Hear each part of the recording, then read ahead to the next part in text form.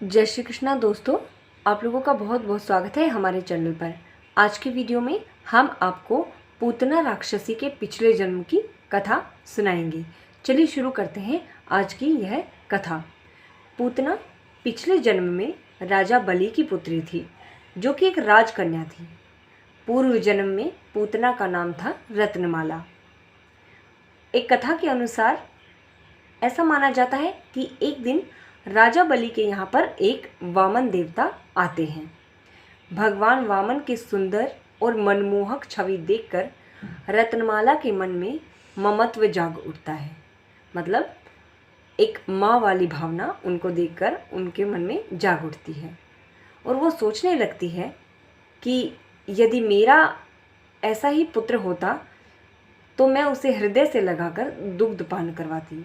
अर्थात अगर इतना प्यारा पुत्र मेरा होता तो मैं उसको अपनी छाती से लगा के उसको अपना दूध पिलाती और मैं उसे बहुत दुलार करती। भगवान ने उनके मन की इच्छा को जान लिया और अपने मन ही मन कहा कि तथास्तु। लेकिन इसके बाद भगवान ने राजा बलि के अहंकार को दूर करने के लिए 3 पग में पूरी पृथ्वी को नाप दिया। राजा समझ गए और अपनी गलती का उनको एहसास हो गया। राजा ने वामन देव से क्षमा मांगी, लेकिन इस घटना को रत्नमाला दूर से देख रही थी। रत्नमाला को ऐसा प्रतीत होता है कि उसके पिता का घोर अपमान हुआ है। इससे वह बुरी तरह से क्रोधित हो उठी। उसने मन ही मन भगवान को भला बुरा कहना आरंभ कर दिया। उसने कहा कि अगर मेरा पुत्र ऐसा होता तो मैं इसे विष दे देती। भगवान ने उसके इस भाव को भी जान लिया और जानकर फिर से उन्होंने कह दिया कि तथास्तु। अगले जन्म में जब भगवान द्वारा तथास्तु कहने के कारण पूतना राक्षसी के रूप में उसने जन्म लिया। पूतना कंस की सबसे विश्वास पात्र दासी थी।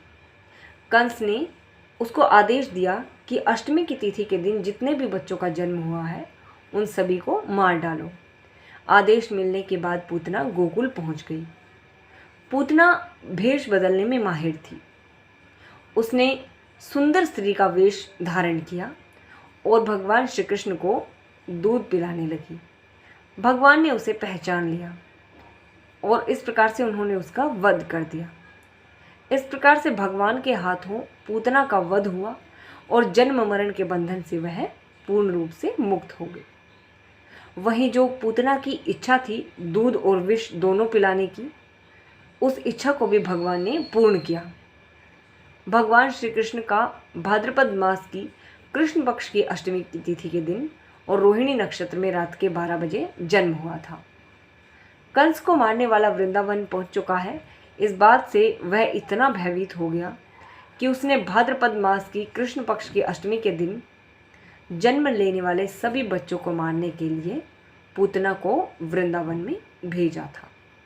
दोस्तों, इस प्रकार से पूतना ने जो अपने मन में सोचा था कि काश के मैं इसकी माँ होती और मैं इतने प्यारे से बच्चे को अपने हृदय से लगा के दूध पिलाती, तो भगवान ने उनकी इच्छा को जब जाना तो उन्होंने कहा कि मैं बिल्कुल ऐसा ही करूँगा और आपकी ये इच्छा पूरी होगी कि आप मुझे दूध पिलाओ। लेकिन तुरंत ही उन्होंने ये भी सोचा कि मैं इसको विष पिला देती, तो उस इच्छा को भी भगवान ने पूरा किया। तो दोस्तों, उम्मीद है कि आपको पता चला होगी कि रत्नमाला जो कि राजा बलि की पुत्री थी वही पूतना थी। उम्मीद है कि आप लोगों को कथा पसंद आई होगी और अगर आई है तो इसे लाइक और शेयर ज़रूर कर देना। मिलते हैं अगले वीडियो में, तब तक के लिए जय श्री कृष्णा।